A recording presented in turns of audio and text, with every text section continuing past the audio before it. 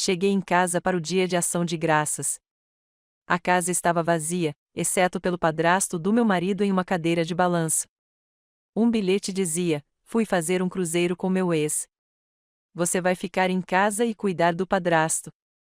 Ele precisa de você. O padrasto abriu um olho e disse: vamos começar? Concordei. 4 dias depois, meu marido estava implorando. O bilhete tremia em meus dedos enquanto o sangue se esvaía do meu rosto. Fiz um cruzeiro pelo Caribe com a Hannah. Mamãe decidiu vir também, pois precisava de um descanso. Você vai ficar em casa e cuidar do Victor. Ele precisa de você de volta na segunda-feira. Brad. Li 2 vezes, certa de que devia haver algum engano. O papel caiu no balcão da cozinha enquanto minha mão ficava dormente. Ele só volta na segunda. Volta mesmo? A voz rouca atrás de mim me deu um susto. Virei-me e vi Victor me observando da porta, apoiado pesadamente na bengala, mas com os olhos atentos demais para o velho decrépito que Brad descrevera. Não, consegui dizer, com a voz quase inaudível. Ninguém está. Todos eles fizeram um cruzeiro. Victor assentiu lentamente, como se já esperasse exatamente essa situação. Deixaram você com o trabalho sujo, não é? Clássica atitude do Brad. Eu havia chegado à casa da família Mitchell apenas 30 minutos antes, com o carro lotado de presentes e ingredientes para o jantar de ação de graças. A casa silenciosa deveria ter sido meu primeiro sinal. Nenhum aroma delicioso de peru assado. Nenhum jogo de futebol americano berrando na televisão da sala. Nenhuma saudação alegre. Em vez disso, encontrei apenas uma casa sem aquecimento e o padrasto de Brad sentado sozinho em uma cadeira de balanço, olhando para mim com aqueles olhos azuis desconfortavelmente perspicazes. Não entendo, eu disse, afundando na cadeira da cozinha. Estamos planejando esse jantar de ação de graças há meses. A mãe dele era anfitriã. Todo mundo viria. Peguei meu celular e tentei o número do Brad novamente. Caiu direto na caixa postal, como nas 3 tentativas anteriores. Victor foi até a geladeira e pegou uma jarra d'água. Está assim a semana toda. Silêncio como um túmulo. Eles partiram na terça de manhã. Ele se serviu de um copo com as mãos ligeiramente trêmulas. Nem abasteci a geladeira direito. Espero que você tenha trazido compras. Eu não tinha. Eu tinha trazido cranberries, batata doce e meus ingredientes especiais para a torta de maçã, contribuições para o que deveria ser um banquete em família, não provisões para um feriado abandonado. Meu celular apitou com uma notificação. Com uma onda de esperança, pensando que pudesse ser Brad, verifiquei rapidamente. Em vez disso, era um alerta do Instagram. A irmã de Brad o havia marcado em uma foto. Com os dedos trêmulos, abri o aplicativo. A imagem me deixou sem fôlego. Brad em pé no convés de um navio de cruzeiro, com o braço em volta de uma jovem loira que reconheci como Hannah, sua colega de trabalho que ele mencionava com cada vez mais frequência nos últimos meses. Eles seguravam taças de champanhe, brindando a câmera. A legenda dizia, #NewBeginnings, escapada caribenha com @Brad Mitchell e família. Família. A palavra ardia como sal em uma ferida aberta. Passei os olhos por mais fotos. Lá estava a mãe de Brad, Elaine, tomando um coquetel, com uma cara completamente diferente de alguém que precisava de uma pausa dos cuidados com Victor. Outra foto mostrava Brad e Hannah no que parecia ser um jantar romântico. A postagem tinha sido marcada com 2 dias de antecedência, o que significava que o encontro já havia sido planejado muito antes de Brad me contar que éramos esperados na casa de sua mãe para o dia de ação de graças. Encontrou algo interessante? Perguntou Victor, analisando meu rosto. Virei a tela do celular para ele. Eles estão num cruzeiro com a Hannah, do escritório dele. Ele disse que era só uma colega. Minha voz falhou. Eles estavam planejando isso enquanto eu comprava presentes e tirava uma folga do trabalho para o que eu pensava ser um dia de ação de graças em família. Victor assentiu, sério. A Hannah está na jogada há pelo menos 3 meses. Ela ligou aqui perguntando pelo Brad várias vezes. Voz bonita. Risada horrível. Olhei para ele. Você sabia. Eu sei de muitas coisas que eles acham que eu não percebo. Ele bateu na têmpora com um dedo nodoso. A mente ainda está afiada, apesar do que o Brad conta para todo mundo. Meus pensamentos correram para nossa conta bancária. Com as mãos trêmulas, abri o aplicativo do banco. 3 dias antes, um saque de $5.200.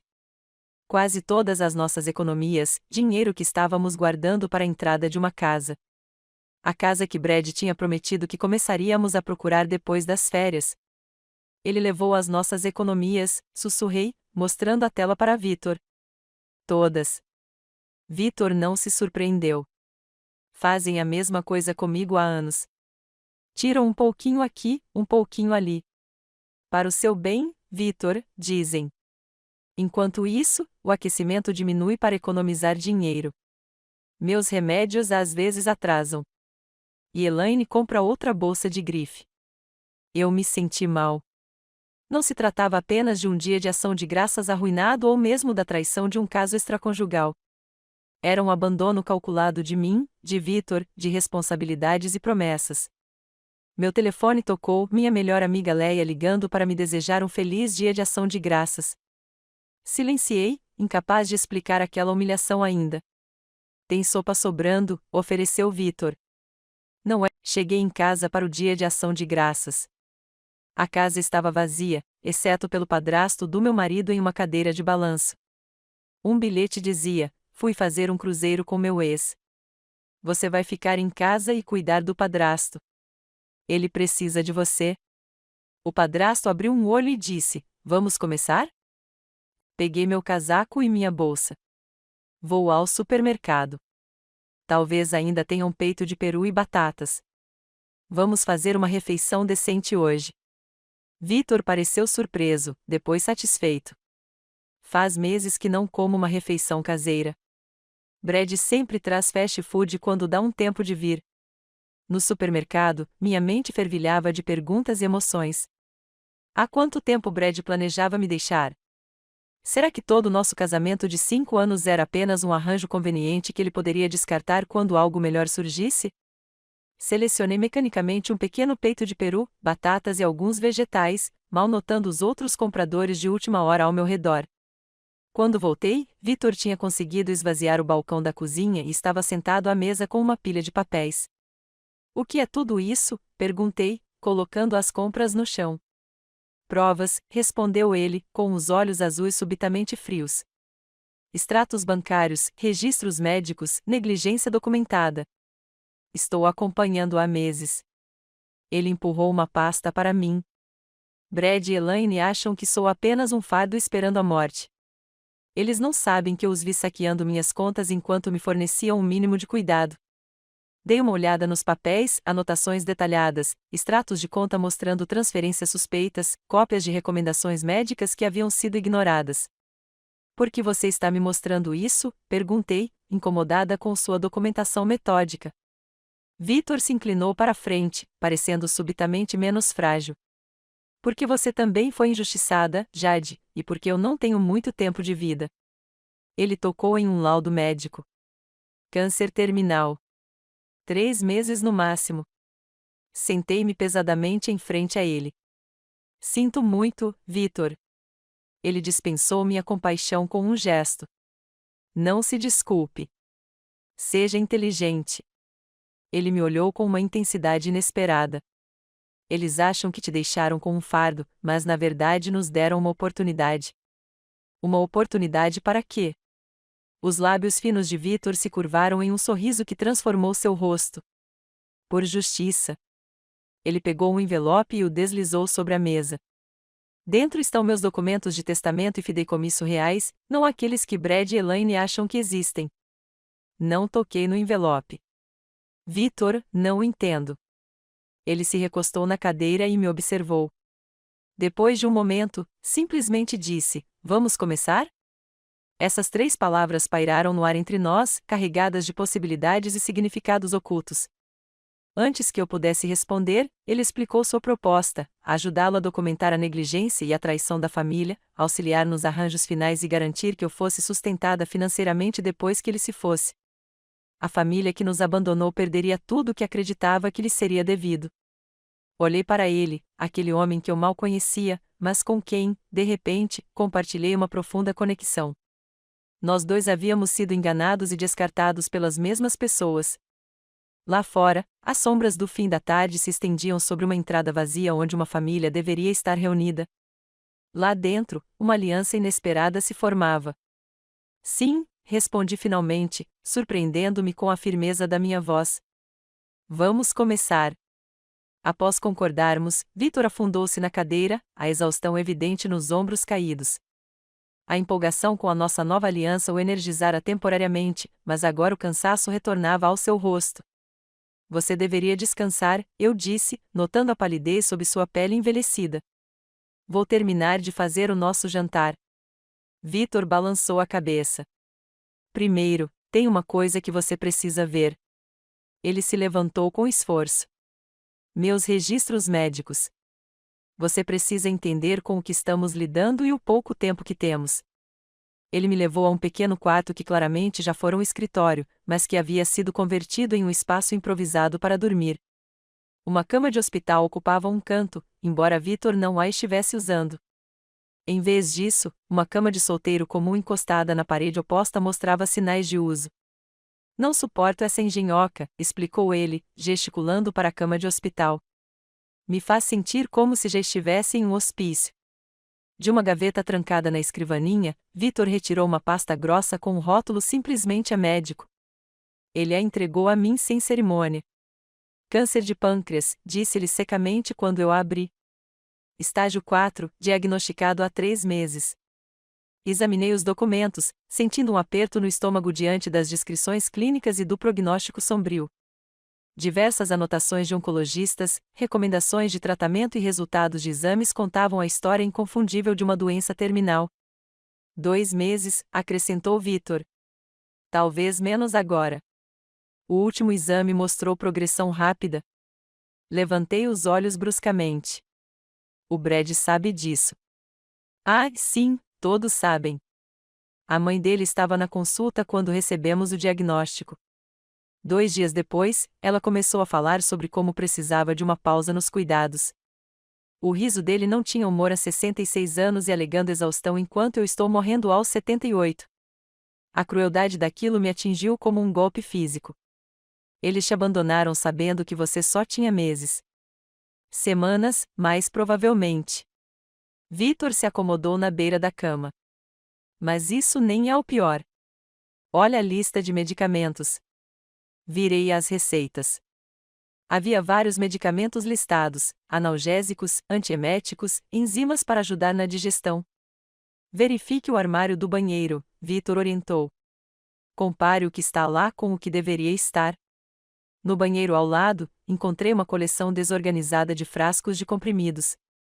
Ao examiná-los e compará-los com a documentação, surgiram discrepâncias perturbadoras. O poderoso analgésico havia sido reabastecido 2 vezes, de acordo com os rótulos da farmácia, mas o frasco estava quase cheio. Os caros suplementos enzimáticos estavam apenas pela metade, quando deveriam estar praticamente intocados, de acordo com a data da reposição. Eles andam diluindo, confirmou Vitor quando voltei com as evidências. Um comprimido em vez de 2. Meias doses do analgésico. E aquelas consultas com o especialista em cuidados paliativos? Muito caro, disse Elaine. Minhas mãos tremiam de raiva enquanto eu devolvia a documentação à pasta. Isso não é só negligência, Vitor. É abuso. É o que acontece quando as pessoas te veem como um obstáculo em vez de uma pessoa. Ele tirou um caderninho de debaixo do travesseiro e me entregou. Tenho anotado vezes em que medicamentos foram esquecidos ou tiveram a dose reduzida, consultas canceladas, dinheiro que desapareceu da minha conta corrente para suprimentos de cuidados domiciliares que nunca apareceram. A documentação meticulosa me surpreendeu. Páginas de datas, horários, incidentes específicos. Apesar da doença, a mente de Vitor permaneceu aguçada. Deixe-me preparar algo para você comer, eu disse, precisando de um momento para processar tudo. Você deve estar com fome. Na cozinha, encontrei suprimentos miseráveis, algumas latas de sopa, pão amanhecido, leite quase estragando. Das minhas compras, consegui preparar uma refeição decente, peito de peru assado, purê de batatas e vagem. Não era o banquete de ação de graças que eu havia planejado, mas era muito melhor do que sobras de sopa. Enquanto comíamos à pequena mesa da cozinha, Vitor me observou. Conte-me sobre o seu casamento, disse-ele finalmente. Quando você percebeu pela primeira vez que Brad não era quem você pensava? A franqueza da pergunta me pegou de surpresa. Cutuquei minha comida, pensando em como responder. Foi gradual, admiti. Quando nos conhecemos, Brad era atencioso e apoiava meu trabalho de design gráfico. Eu estava construindo minha base de clientes, tinha meu próprio pequeno apartamento e bons amigos. Fiz uma pausa, percebendo o quanto havia mudado. Depois que nos casamos, ele sugeriu que eu trabalhasse em casa para economizar no aluguel do estúdio. Fazia sentido financeiramente, mas meu equipamento continuou apresentando problemas no computador, falhas no software. Vitor assentiu com conhecimento de causa. Tática de isolamento. Exatamente. Depois, vieram sugestões sobre quais clientes não valiam a pena o meu tempo. Preocupações sobre eu ficar fora até tarde com amigos. Ele verificava meu celular, alegando que só queria um número. Os padrões eram tão claros em retrospectiva. Quando meu pai morreu ano passado e me deixou $30.000, Brad insistiu que colocássemos na nossa conta conjunta para o nosso futuro. Esse dinheiro deveria ser para a entrada da nossa casa. O dinheiro que ele tinha acabado de gastar em um cruzeiro com outra mulher, acrescentou Vitor baixinho. Larguei o garfo, sem apetite. 6 anos da minha vida, e agora descubro que ele está planejando me deixar enquanto gasta nossas economias com o colega de trabalho dele. Pessoas como Brad e Elaine veem relacionamentos como transações, disse Vitor. Aprendi isso tarde demais com ela. Eu já era bem-sucedido quando nos conhecemos, viúvo com uma carteira confortável da minha carreira bancária. Ela era charmosa, linda, e Brad era apenas um adolescente que parecia precisar de uma figura paterna. Ele suspirou profundamente. Depois que nos casamos, as coisas mudaram. As despesas aumentaram, justificadas como viver a vida que merecemos. Quando tentei manter alguns limites financeiros, me tornei a vilã, mesquinha, controladora, sem compromisso real com a família. Isso me parece familiar, murmurei. Depois do jantar, Vitor me levou ao seu escritório, um pequeno cômodo que a mãe de Brad havia convertido em um espaço de meditação, mas que ainda abrigava a escrivaninha de Vitor. Me ajuda com a pintura, pediu ele, apontando para uma paisagem medíocre na parede. Atrás dela não havia um cofre, como eu esperava, mas um painel solto na parede. Vitor o removeu e tirou um estojo à prova de intempéries. Meus verdadeiros bens, explicou, espalhando conteúdo sobre a mesa, investimentos sobre os quais Elaine nada sabe, propriedades em Vermont, contas nas Ilhas Cayman dos meus tempos de banco. Olhei para os documentos em choque. Os valores eram substanciais, bem mais de $3 milhões em ativos totalmente separados do que a família tinha acesso. Brad e a mãe dele vêm desviando dinheiro das minhas contas conhecidas há anos, explicou Vitor. Mas isso eles não podem tocar. Eu me certifiquei disso. Ele apontou para uma escritura de propriedade. Esta casa não está em meu nome nem no da Elaine. É propriedade de uma das minhas holds. Eles acham que vão herdá-la. Não vão. O Brad sabe de alguma coisa disso? Perguntei, atordoada com a extensão da riqueza oculta de Vitor. Nenhum cheiro. Nem meu advogado sabe de tudo. Só meu consultor financeiro em Boston, e ele jurou segredo. Os olhos de Vitor tinham uma determinação feroz que eu nunca tinha visto antes. Eu sempre soube o verdadeiro caráter do Brad.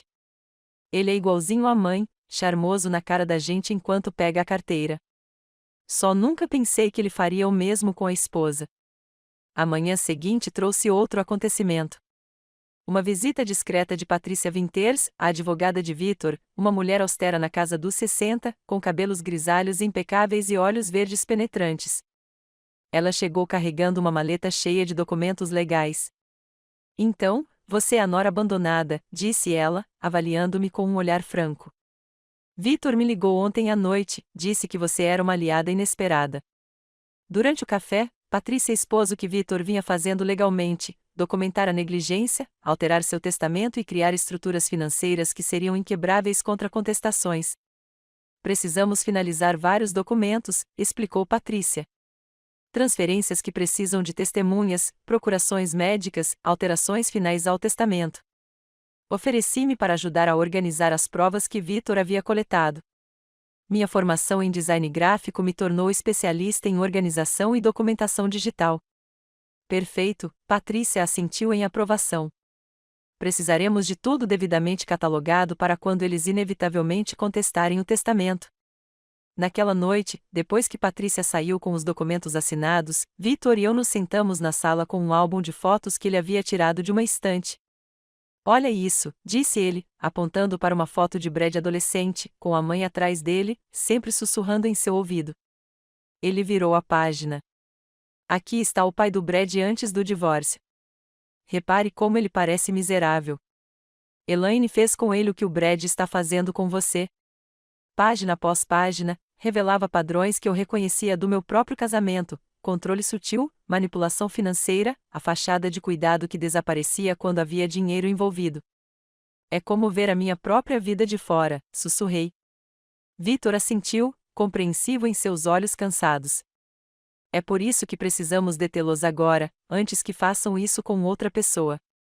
Naquele momento, nossa aliança se solidificou em algo mais profundo do que conveniência ou benefício mútuo. Éramos duas pessoas que haviam sido traídas pela mesma família, agora unidas em busca de justiça. Não estamos apenas nos vingando, disse Vitor, fechando o álbum delicadamente. Estamos consertando as coisas. Estendi a mão e apertei sua mão magra. Sim, por nós dois. Na manhã seguinte, acordei com um propósito renovado.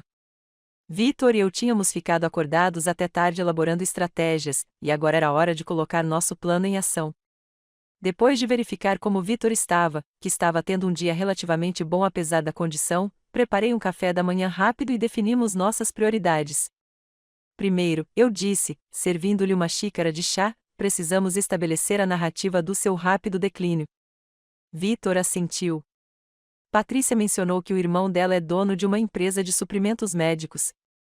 Ele pode estar disposto a ajudar discretamente. Um telefonema depois, e o irmão de Patrícia, James, estava a bordo. Ao meio-dia, ele chegou em uma van sem identificação com tudo o que precisávamos, um tanque de oxigênio que não funcionava, mas visualmente convincente, para suportes, monitores com fios removíveis e até uma coleção de frascos de medicamentos vazios com rótulos realistas. Cinema médico, James descreveu com uma piscadela enquanto nos ajudava a transformar o quarto de Vitor no que parecia ser uma unidade de terapia intensiva domiciliar. Costumava encenar dramas médicos às vezes. Nunca pensei que usaria meus adereços para dramas da vida real. Seguindo a orientação de Vitor, organizei o equipamento para o máximo impacto visual: o tanque de oxigênio em destaque, um suporte posicionado ao lado da cama, vários dispositivos de monitoramento dispostos na mesa de cabeceira. Arrumei a cama com lençóis hospitalares que Patrícia também havia fornecido, completando a ilusão de uma intervenção médica séria. Agora, as provas fotográficas, eu disse, pegando meu celular. Vitor se acomodou na cama, me ensinando como fazê-lo parecer pior do que era. Sombras, ele instruiu. A iluminação de cima vai aprofundar as cavidades do meu rosto. Ele tirou os óculos, fazendo seus olhos parecerem fundos, e bagunçou o cabelo ralo. Com o mínimo de habilidade em maquiagem teatral dos meus tempos de faculdade, acentuei a palidez já presente em sua pele. A transformação foi impressionante. Nas fotos, Vitor parecia estar morrendo, em estado muito pior do que sua condição real, embora isso fosse suficientemente grave. Agora você, ordenou Vitor. Precisa parecer exausta, sobrecarregada. Tirei a maquiagem, despenteei o cabelo e vesti um suéter enorme que me fez parecer menor, mais vulnerável. Vitor tirou várias fotos minhas aparentemente dormindo na cadeira desconfortável ao lado da cama, outras de mim preparando remédios com uma expressão preocupada.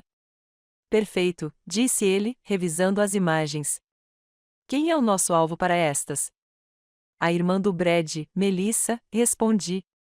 De acordo com o seu celular, ela é a única que mandou mensagem para saber como você está desde que eles foram embora. Elaborei uma mensagem cuidadosamente redigida para acompanhar as fotos. Vitor teve uma noite difícil. A febre subiu para 39 graus Celsius. Estou controlando a dor da melhor maneira possível. Manteremos você atualizado. Direto, clínico, mas com um tom de preocupação que despertaria culpa ou, pelo menos, interesse. Melissa respondeu em poucos minutos: "Ah, não, coitado do tio Vitor. Mantenha-me informada." "Anzol pronto", murmurou Vitor quando lhe mostrei a resposta. Em seguida, veio minha apresentação mais difícil até então. Liguei para o Brad, sabendo que ele não atenderia, mas que sua caixa postal gravaria minha mensagem. Vitor ativou o aplicativo de gravação em seu celular para preservar minha parte da conversa. "Brad, sou eu de novo", eu disse, injetando pânico controlado na minha voz. "O estado de Vitor está piorando mais rápido do que o esperado. A enfermeira do hospício está preocupada com a respiração dele. Por favor, me ligue de volta o mais rápido possível." Fiz uma pausa e acrescentei, com a tremedeira na medida certa: "Preciso muito do seu apoio agora." Eu fazia ligações semelhantes a cada poucas horas, cada mensagem se tornando cada vez mais urgente, cada uma cuidadosamente registrada. Entre as ligações, eu criava um prontuário médico detalhado com episódios fictícios, mas realistas, picos de temperatura, dores agudas, dificuldades respiratórias. Retrocedi algumas entradas para criar uma narrativa consistente do declínio que começou antes mesmo de eles partirem para o cruzeiro.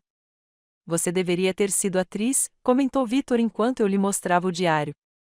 "Prefiro pensar nisso como não ficção criativa", respondi com um sorriso sombrio. Toda boa história precisa de documentação. Por volta das 16 horas daquela tarde, nosso planejamento foi interrompido por uma batida na porta. Abri e encontrei uma senhora idosa segurando uma caçarola coberta. "Sou Edith Peterson, da casa ao lado", anunciou ela. "Achei que você poderia precisar jantar." Cuidar do Vitor é um trabalho de tempo integral, imagino. Convidei-a para entrar, grata tanto pela comida quanto pela oportunidade inesperada que ela me proporcionou. Durante o café, a senhora Peterson revelou-se uma potencial mina de ouro de informações e apoio. "Venho observando aquela família há anos", confidenciou ela, baixando a voz como se Vitor pudesse ouvir do seu quarto, embora estivesse, na verdade, descansando. "A maneira como tratam aquele pobre homem. Seu marido não é melhor que a mãe dele, se não se importa que eu diga." "Não me importo nem um pouco", assegurei-lhe. "Estou descobrindo exatamente em que tipo de família me casei." A senhora Peterson deu um tapinha na minha mão. "O Vitor foi tão bom com aquele garoto, sabia? Pagou a faculdade dele, comprou o primeiro carro dele. E como o Brad retribui? Tirando férias enquanto o padrasto dele está morrendo." Deixei transparecer minha raiva e mágoa genuínas. "Eles me deixaram um bilhete. Só um bilhete me dizendo para cuidar dele." "Vergonhoso", declarou a senhora Peterson.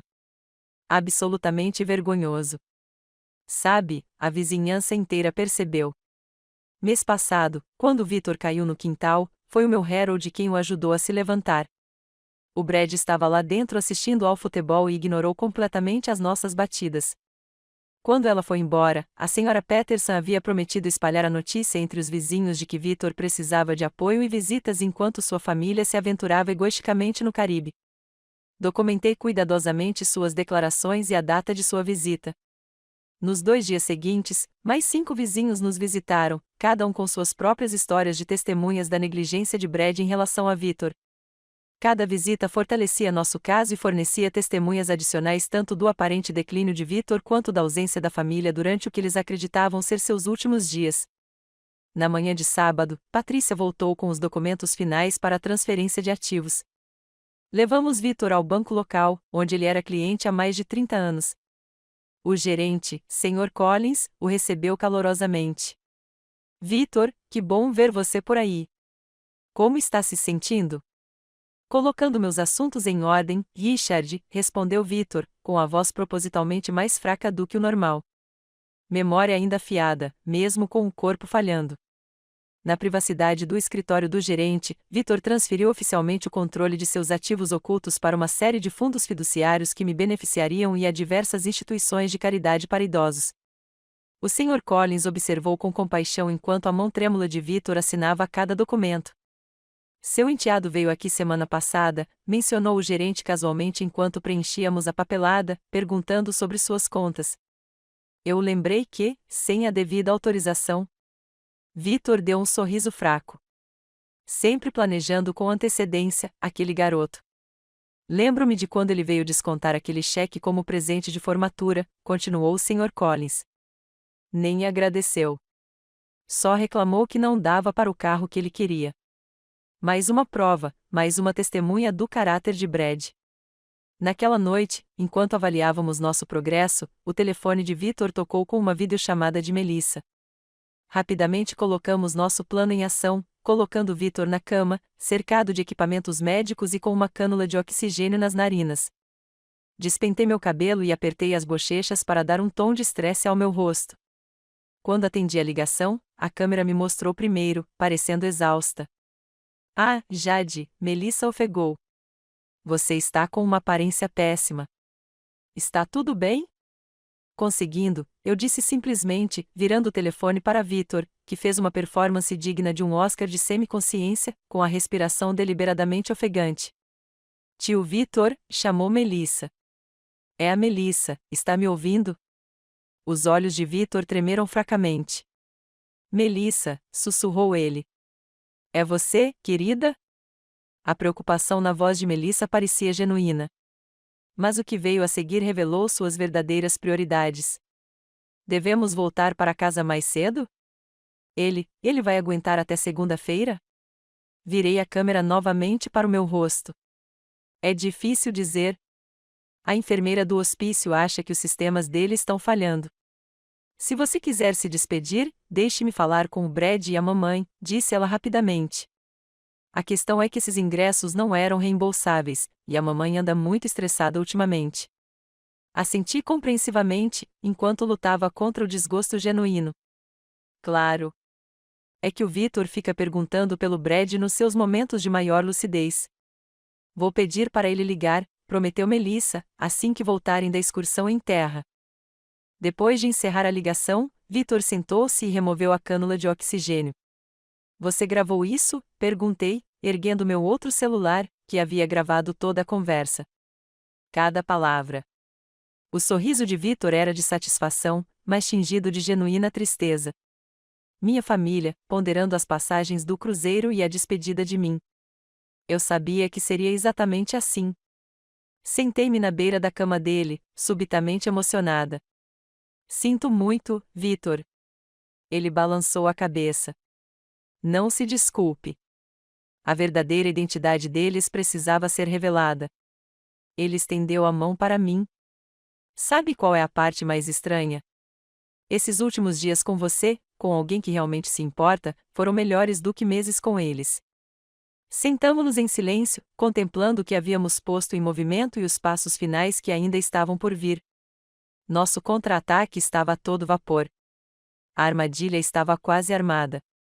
Agora só precisávamos acioná-la no momento exato.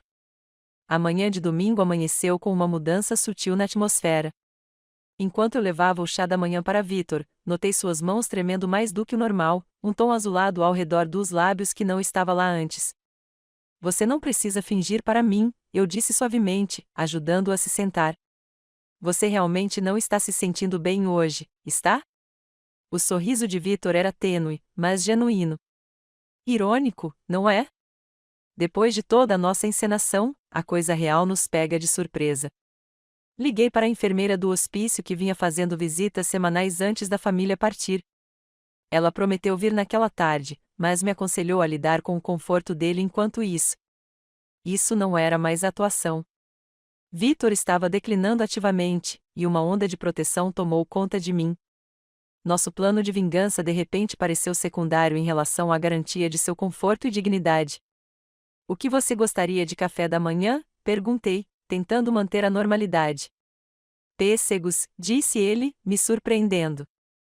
Pêssegos frescos com creme. Minha falecida esposa Marta costumava prepará-los todos os domingos de manhã. O pedido me levou a 3 supermercados diferentes antes de encontrar pêssegos decentes em novembro.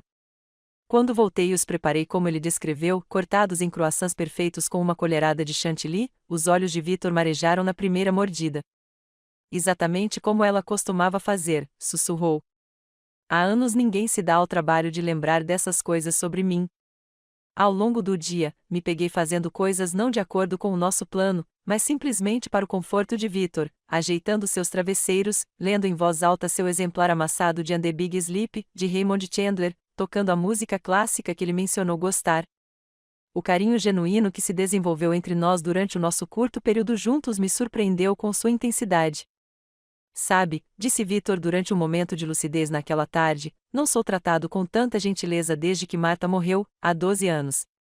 É estranho como o estranho demonstrou mais compaixão por mim do que minha própria família. A enfermeira do hospício, Diane, chegou por volta das 15 horas. Depois de examinar Victor, ela me levou para um canto no corredor. Os órgãos dele estão parando de funcionar, disse ela gentilmente. Está acontecendo mais rápido do que prevíamos. Eu diria que ele tem horas, talvez um dia, no máximo. Embora eu soubesse que isso aconteceria, a notícia me atingiu com mais força do que o esperado. Devo ligar para a família? Perguntei, subitamente insegura sobre o nosso plano elaborado. Diane balançou a cabeça. Neste momento, o que importa é o conforto dele, não o deles. Se eles escolheram não estar aqui, ela deixou o resto sem dizer.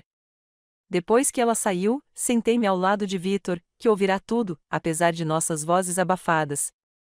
Não ligue para eles, disse-lhe com firmeza. Eles fizeram a escolha deles, mas precisamos finalizar algumas coisas. Ele estendeu a mão para mim. Ligue para Patrícia. Diga a ela que é hora dos passos finais. Patrícia chegou em menos de uma hora, trazendo consigo um tabelião chamado Thomas. Victor estava notavelmente alerta quando eles entraram, como se estivesse reunindo as forças que lhe restavam para esta última tarefa importante. Tem certeza de que está preparado para isso? Perguntou Patrícia, preocupada com a aparência dele. Mais certo do que nunca, respondeu Victor. A morte tem um jeito de esclarecer prioridades. Eles finalizaram a última papelada, documentos que oficialmente transferiram o controle de seus bens para mim como administrador, com especificações para doações de caridade a organizações de prevenção de abuso de idosos. O Novo Testamento mencionava explicitamente o abandono de Brad como motivo de sua deserdação. Agora, a carta, disse Victor após assinar o último documento. Patrícia preparou seu tablet para gravar enquanto Victor ditava uma mensagem para ser lida para a família após sua morte. O que emergiu não foi a condenação raivosa que eu poderia esperar, mas algo muito mais poderoso, uma expressão de profunda decepção e a dor profunda de ser tratado como um fardo em vez de um pai. A minha família, começou ele, com a voz mais forte a cada palavra. Quando vocês lerem isto, eu já terei ido embora. Não que minha presença ou ausência parecesse importar muito para vocês nos últimos anos. Ele detalhou casos específicos de negligência sem acusações, simplesmente relatando fatos. Férias passadas sozinho enquanto eles tiravam férias, consultas médicas canceladas por conveniência, comentários ouvidos sobre a esperar o velho morrer. Não escrevo isso com raiva, continuou ele, mas com a clareza que surge quando se enfrenta ao fim. A maior dor da vida não é a doença nem a morte, mas a percepção de que aqueles que você amava o viam apenas como uma obrigação, uma tarefa a ser gerenciada, um inconveniente a ser tolerado. Quando ele terminou, até Thomas, o tabelião, um profissional que devia ter testemunhado inúmeros testamentos e mensagens finais, enxugava discretamente os olhos. Patrícia, apesar de sua postura estoica habitual, estendeu a mão para Victor. Vamos garantir que eles ouçam cada palavra, prometeu. Depois que eles saíram, Victor pediu sua velha câmera de vídeo. Eles podem questionar minha capacidade mental, explicou. Quero gravar meu depoimento enquanto estou completamente lúcido. Configurei a câmera e Victor fez um depoimento de 20 minutos diretamente para a lente. Ele estava notavelmente sereno, descrevendo metodicamente anos de negligência gradual e sua decisão de me deixar sua propriedade. Jade me mostrou mais dignidade em 4 dias do que minha família em 4 anos, afirmou ele com clareza. Ela é a única que conquistou o direito de se beneficiar daquilo que passei a vida construindo. Ele descreveu incidentes específicos, os comentários desdenhosos de Brad em consultas médicas, refeições deixadas fora do alcance, medicamentos esquecidos durante viagens de fim de semana. A gravação foi devastadora em sua apresentação calma e detalhes contundentes. À noite, a energia de Victor estava se esvaindo. A pedido dele, ajudei-o a ir para a sala de estar, acomodando-o em sua poltrona favorita perto da janela. Tenho uma garrafa de vinho do Porto no meu escritório, disse ele. Atrás dos livros de economia. Marta e eu estávamos guardando para o nosso cinquentenário. Encontrei a garrafa empoeirada que ele descreveu e despejei uma pequena quantidade em 2 copos de cristal que encontrei em um armário abandonado. A justiça, disse Vitor, erguendo o copo com esforço. A dignidade, acrescentei. Sentamos juntos enquanto a noite caía, Vitor ocasionalmente cochilando enquanto eu lia para ele seu livro favorito. Ele falava intermitentemente sobre Marta, sobre seu início de carreira, sobre viagens que haviam planejado, mas nunca fizeram. Em nenhum momento mencionou Brad ou sua mãe. Por volta da meia-noite, notei que sua respiração havia mudado. Deixei meu livro de lado e simplesmente segurei sua mão. Não houve drama, nenhuma revelação de última hora ou confissões no leito de morte. Vitor simplesmente se foi, sua mão esfriando na minha enquanto sua respiração parava gradualmente. Por um longo momento, fiquei imóvel, com lágrimas escorrendo pelo rosto. O homem que eu conhecia há apenas 4 dias havia se tornado importante para mim, além do nosso desejo mútuo de justiça. Ao cuidar dele, encontrei uma força e uma clareza que desconhecia possuir. Ao amanhecer, liguei para Diane, a enfermeira do hospício, que chegou prontamente para confirmar o que eu já sabia. Ela pareceu surpresa com a tranquilidade de Vitor. Muitos pacientes terminais demonstram sinais de sofrimento, comentou. Parece que ele simplesmente adormeceu. Ele fez isso, eu disse baixinho, lendo Raymond Chandler e bebendo o vinho do Porto de 50 anos. Depois que Diane fez o pronunciamento oficial, liguei para a funerária que Patrícia havia recomendado. 2 homens sombrios chegaram em menos de 1 hora para recolher o corpo de Vitor. Um deles conhecia Vitor de eventos comunitários e expressou sinceras condolências. Ele era um bom homem, disse, sempre generoso com as arrecadações de fundos. Assim que saíram, a casa ficou subitamente vazia. Permiti-me alguns momentos de genuína tristeza antes de me concentrar na próxima fase do nosso plano. Brad e sua família retornariam no dia seguinte, esperando encontrar um homem moribundo que pudessem confortar em suas últimas horas, aliviando assim qualquer culpa pelo abandono. Em vez disso, eles me encontrariam e as consequências de suas ações. Coloquei a carta de Vitor em um envelope creme e a apoiei na foto de família sobre a lareira. Uma foto que agora notei mostrava Brad e sua mãe sorrindo largamente, enquanto Vitor permanecia ligeiramente afastado. Na sala de jantar, organizei a extensa documentação de negligência em pastas claramente identificadas, consultas médicas canceladas, exploração financeira, registros de negligência. O depoimento em vídeo de Vitor estava na televisão, pronto para ser exibido com o apertar de um botão. Por fim, fui para o quarto principal e arrumei meus poucos pertences. Ao lado da mala, coloquei impressões das fotos do cruzeiro que Brad e sua família haviam postado ao longo da semana, criando uma linha do tempo visual austera que contrastava seus coquetéis à beira da piscina com o declínio documentado de Vitor. Tudo estava preparado para causar o máximo impacto quando retornassem, uma revelação cuidadosamente orquestrada que garantiria que enfrentassem todo o peso de suas escolhas. Parado no centro da casa silenciosa, senti um profundo senso de propósito. Não se tratava mais apenas de vingança. Tratava-se de justiça para um homem que merecia muito mais do que receberá daqueles que mais deveriam ter cuidado dele. Está feito, Vitor, eu disse suavemente para a sala vazia. Eles entenderão exatamente o que perderam. Passei a manhã de segunda-feira em uma estranha calma, esperando o inevitável. Por volta do meio-dia, ouvi o som de portas de carro batendo, seguido de risadas e conversas enquanto Brad e sua família voltavam do cruzeiro. Respirando fundo, alisei o vestido preto simples que havia comprado no dia anterior e me posicionei na sala de estar, perto da cadeira de balanço vazia de Vitor. A porta da frente se abriu com tudo. Brad entrou primeiro, sua mãe, Elaine, logo atrás, seguida por Melissa e Hannah, a colega, que claramente era mais do que isso. Estavam todos bronzeados e sorridentes, com os braços carregados de sacolas de compras do duty free e lembrancinhas cafonas. Querida, chegamos em casa, Brad gritou, com a voz alegre até me ver parada ali, com a expressão solene. Seu sorriso vacilou. Qual é a dessa roupa de funeral? Elaine passou por ele, deixando cair sua bolsa de grife no aparador. Onde está o papai? Ele está tirando uma soneca? Seu tom era casual, como se estivesse perguntando sobre um animal de estimação e não sobre o marido moribundo. Victor faleceu no sábado à noite, eu disse baixinho. As sacolas de compras nas mãos de Brad caíram no chão. Hannah, sem saber o que fazer, deu um passo para trás em direção à porta. Como assim? Faleceu? Perguntou Elaine, como se eu tivesse cometido um erro de vocabulário. Ele morreu pacificamente enquanto dormia, por volta da meia-noite, continuei, mantendo a compostura. O funeral foi ontem à tarde. Muitos dos seus vizinhos compareceram, junto com os amigos do Victor da época de banqueiro. Uma presença bastante agradável, na verdade. O rosto de Brad oscilava entre choque, descrença e, o mais revelador, cálculo.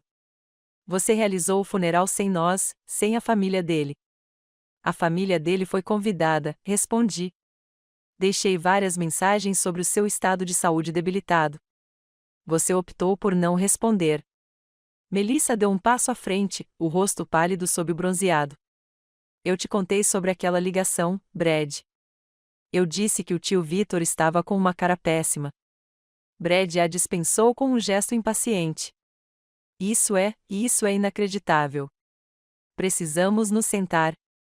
Sim, concordei. Temos. Apontei para a sala de estar, onde a carta de Victor aguardava na mesa de centro. Eles entraram em fila silenciosa, ninguém querendo se sentar na cadeira de balanço de Victor, que estava vazia como uma acusação. Há algumas coisas que você precisa saber, eu disse, pegando o envelope creme. Victor deixou esta carta para ser lida quando você voltar. Ele mudou o testamento, Elaine interrompeu sem rodeios. É disso que se trata? Encontrei seus olhos diretamente. Talvez você devesse ouvir as palavras dele primeiro. Desdobrei a carta e comecei a ler a mensagem de Victor. Sua decepção transparecia em minha voz, as férias passadas sozinha, as consultas médicas canceladas por conveniência, os comentários ouvidos sobre esperar o velho morrer. Enquanto lia, observei suas reações. O rosto de Elaine endureceu-se defensivamente. Brad se remexeu, evitando o contato visual com qualquer pessoa. Melissa parecia cada vez mais desconfortável. A maior dor da vida, Lee, não é a doença nem a morte, mas a percepção de que aqueles que você ama a veem apenas como uma obrigação, uma tarefa a ser gerenciada, um inconveniente a ser tolerado. Quando terminei, um silêncio pesado tomou conta da sala. Hannah, claramente desejando estar em qualquer outro lugar, olhou para os pés. Finalmente, Brad pigarreou. Olha, o papai ficou confuso no final. A medicação dele. Victor estava perfeitamente lúcido, interrompi. Na verdade, ele fez uma declaração em vídeo que você talvez queira ver. Isso é ridículo, declarou Elaine. Alguns devaneios sobre o fim da vida de um velho doente não mudam a realidade jurídica. Brad é seu parente mais próximo, e... Na verdade, eu disse, levantando-me, há mais coisas que você deveria ver. Levei-os até a sala de jantar, onde eu havia organizado os arquivos de evidências. Os olhos de Brad se arregalaram enquanto ele observava a documentação meticulosa, disposta em ordem cronológica. O que é tudo isso? Ele perguntou. Provas, respondi simplesmente. De exploração financeira, negligência médica e abandono. Abri a primeira pasta, revelando extratos bancários com transferências destacadas. Victor mantinha registros detalhados de cada dólar retirado de suas contas para supostas despesas com cuidados que nunca foram pagas. Elaine pegou um dos extratos. Ele nos deu aquele dinheiro. Estávamos cuidando dele. Deixando sozinho no dia de ação de graças com medicação inadequada, sem comida na geladeira e com o aquecimento a 17 graus Celsius, perguntei, abrindo outra pasta contendo o cronograma dos preparativos para a partida. Há depoimentos de 6 vizinhos diferentes que testemunharam a negligência dele. E tem isso. Apertei o play no tablet e o depoimento em vídeo de Victor começou. Sua descrição calma e articulada de anos de maus tratos silenciou até os protestos de Elaine. O rosto de Brad foi ficando cada vez mais pálido enquanto Victor descrevia incidentes específicos, medicamentos diluídos, consultas canceladas, comentários depreciativos feitos quando achavam que ele não estava ouvindo. Isso tudo é uma armação, Brad finalmente gaguejou, apontando o dedo para mim. Ela manipulou um homem moribundo. A campainha tocou antes que eu pudesse responder. Na hora certa. Patrícia estava parada na porta, com o tabelião Thomas ao seu lado. Estou interrompendo? Perguntou ela com frieza profissional. De jeito nenhum, respondi. A família acabou de voltar e estava revisando a mensagem final de Vitor. Excelente. Então posso prosseguir com a notificação oficial. Patrícia colocou sua pasta na mesa de jantar e tirou vários documentos. Como testamenteiro de Vitor Armon, estou aqui para informá-lo sobre as disposições do seu testamento final. Brad se endireitou, recompondo-se. Um sorriso presunçoso começou a se formar em seus lábios. Tudo bem, vamos direto ao ponto. Patrícia ajustou os óculos. O testamento é bem direto. Vitor Armon deixou todo o seu patrimônio para Jade Mitchell, com provisões para doações substanciais a diversas organizações de prevenção ao abuso de idosos. O silêncio atordoante que se seguiu foi quebrado pela voz estridente de Elaine. Isso é impossível. Somos a família dele. O testamento cita explicitamente abandono e negligência como motivos para a deserdação, continuou Patrícia calmamente. Foi devidamente testemunhado, autenticado e protocolado no tribunal. O Sr. Armon foi examinado por 2 médicos diferentes, que atestaram sua capacidade mental no momento da assinatura. A presunção de Brad desapareceu. Isso é fraude. Vamos contestar. Seja bem-vindo à tentativa, respondeu Patrícia, impassível. No entanto, dada a extensa documentação de negligência, o depoimento em vídeo e os depoimentos de testemunhas, eu desaconselho. Você só estaria gastando dinheiro que não tem. Como assim, dinheiro que não temos? Perguntou Elaine. Patrícia trocou um olhar comigo antes de continuar. Os imóveis que você ocupa atualmente, incluindo sua residência principal, pertencem ao fundo da família Armon, que agora está sob o controle de Jade como administradora. Além disso, as contas de investimento das quais você vem sacando dinheiro foram congeladas, aguardando auditoria por possível abuso financeiro. O rosto de Brad perdeu toda a cor. Isso não é possível. A casa é minha. Papai prometeu. Vitor não prometeu nada, interrompi. Você presumiu. Há uma diferença. As implicações estavam se consolidando.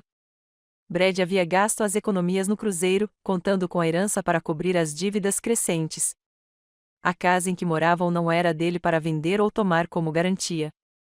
E quanto ao nosso dinheiro para a faculdade? Perguntou Melissa em voz baixa. O vovô providenciou isso para nós. Brad não conseguia encarar a irmã. Patrícia respondeu gentilmente.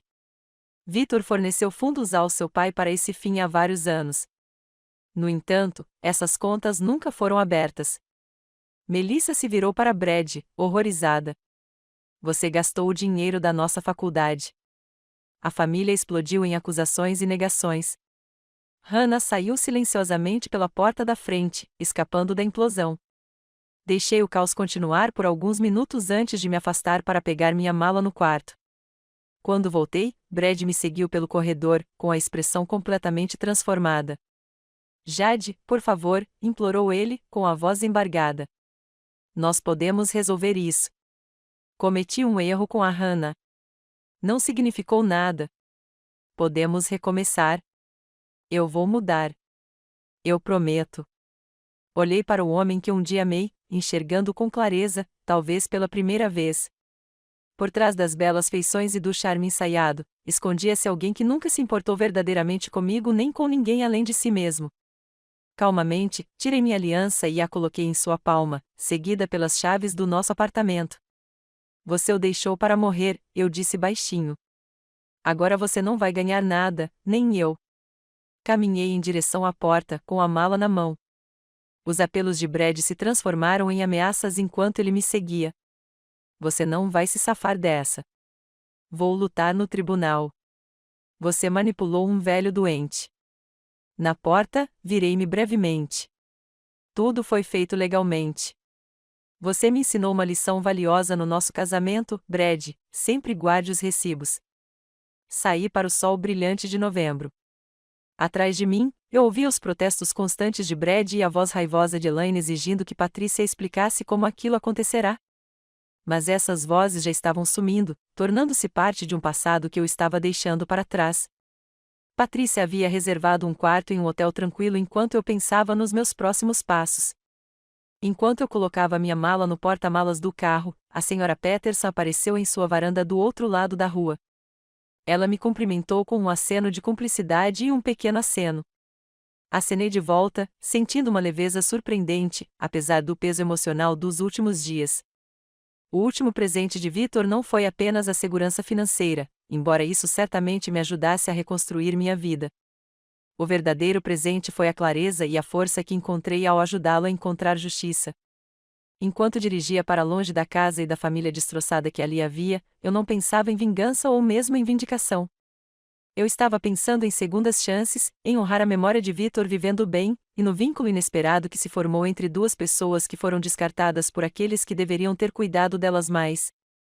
Vitor havia encontrado paz. Agora era minha vez de fazer o mesmo. Obrigada por acompanhar esta história até o final. Meu momento favorito foi quando Vitor compartilhou seu querido vinho do Porto, guardado para um aniversário que ele nunca alcançou. Que dignidade agridoce naquele copo! Qual cena tocou seu coração mais profundamente? Valorizo cada comentário compartilhando seus pensamentos.